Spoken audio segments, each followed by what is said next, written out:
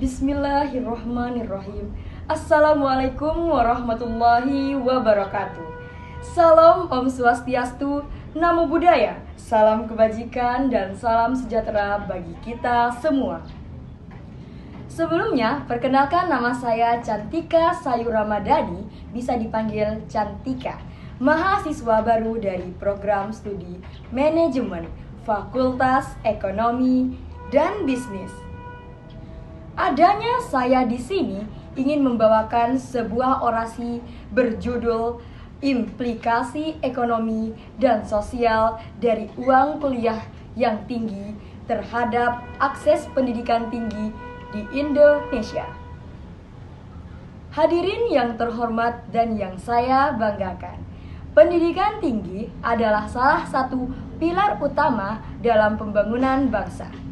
Ia membentuk generasi yang cerdas, kreatif, dan mampu berkontribusi secara signifikan terhadap kemajuan masyarakat.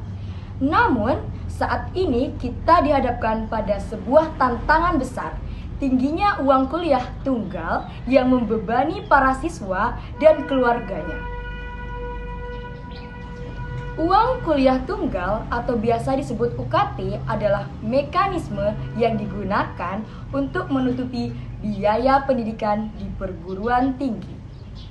Meskipun dimaksudkan untuk memberikan kejelasan dan kepastian biaya, realitas menunjukkan bahwa UKT yang tinggi membawa dampak signifikan baik secara ekonomi maupun sosial.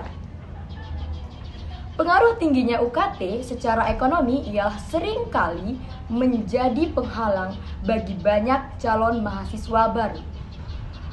Banyak keluarga harus mengeluarkan sebagian besar pendapatan mereka atau bahkan terpaksa berhutang untuk membiayai pendidikan anak-anak mereka. Hal ini menyebabkan dampak negatif dalam jangka panjang, seperti penurunan daya beli keluarga dan menurunkan kualitas hidup mereka. Bagi sebagian besar keluarga dari kalangan menengah ke bawah, pendidikan tinggi menjadi sesuatu yang tidak terjangkau lagi. Ini tidak hanya menutup akses pendidikan bagi mereka, tetapi juga menghambat mobilitas sosial dan ekonomi yang seharusnya diperoleh melalui pendidikan. Tingginya UKT pendidikan secara sosial menciptakan ketidakadilan dalam akses pendidikan. Kelompok masyarakat yang kurang mampu terpaksa harus memilih antara melanjutkan pendidikan atau mencari pekerjaan untuk memenuhi kebutuhan sehari-hari. Dan akibatnya, potensi yang seharusnya dapat dikembangkan melalui pendidikan menjadi terhambat. Selain itu, ketidakadilan ini mengarah pada kesenjangan sosial yang lebih dalam, di mana hanya mereka yang berada di lapisan atas atau ekonomi atas yang dapat menikmati pendidikan tinggi dan yang berpeluang untuk menyertainya. Hal ini pada akhirnya memperbesar kesenjangan antara si kaya dan si miskin dalam masyarakat. Jadi masih ada kesenjangan sosial.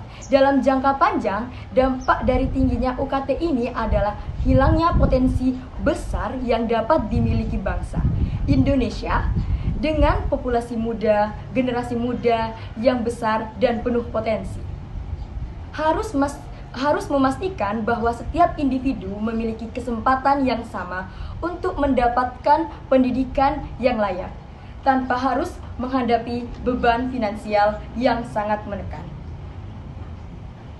Untuk itu, kita perlu berpikir ulang tentang kebijakan terkait uang kuliah tunggal.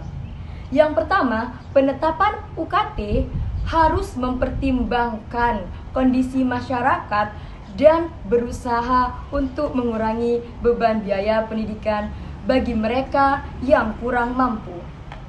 Yang kedua, peningkatan subsidi pendidikan, pengembangan skema beasiswa yang lebih luas, dan penguatan sistem pinjaman pendidikan yang bersahabat dapat menjadi solusi untuk memastikan bahwa akses pendidikan tinggi tetap terbuka untuk semua kalangan. Sebagai generasi bangsa, kita harus bergandengan tangan untuk menciptakan sistem pendidikan yang inklusif dan adil, dengan memastikan bahwa pendidikan tinggi dapat diakses oleh semua orang tanpa terkendala oleh biaya yang tidak terjangkau. Kita bukan hanya membuka kesempatan untuk individu, tetapi juga membangun masa depan yang lebih baik untuk seluruh bangsa. Sekian orasi dari saya, semoga bermanfaat dan terima kasih. Wassalamualaikum warahmatullahi wabarakatuh. See you.